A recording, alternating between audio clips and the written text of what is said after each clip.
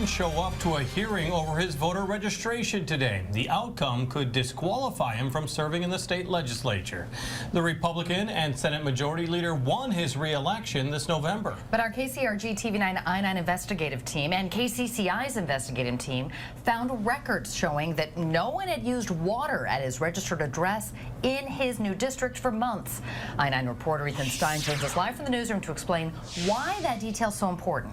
Beth, Jim, those water bills, along with other pieces of information, were used to create this voter registration challenge. Iowa law requires people live in the district they represent, and this 33-page document argues Whitfer doesn't meet the requirement because he lives outside the district in Ankeny. Months of water bills with no charges are one of the multiple arguments this voter registration challenge uses to argue Senator Jack Whitfer doesn't live in a condo he owns in the district, but rather a home outside his district in Ankeny. My thought was, you know what, this is just not right. Somebody should do something, and if I'm going to be that somebody, good. And Gal's challenge uses multiple businesses in Senator Whitfer's name registered to an address in Ankeny.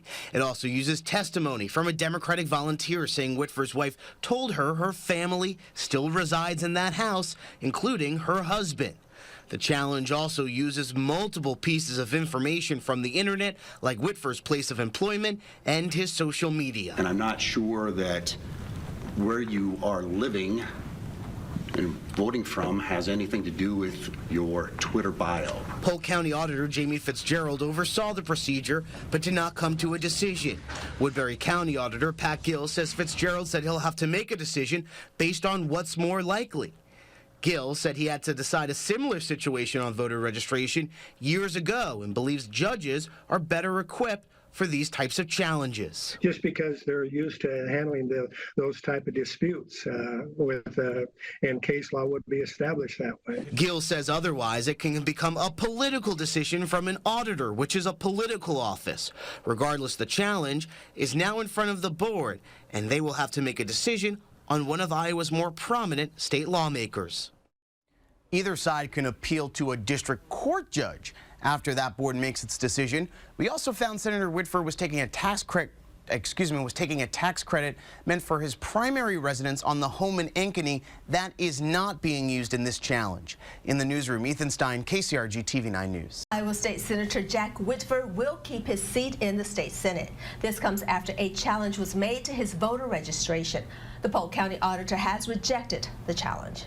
Voter registration is important because lawmakers must live in the districts they serve.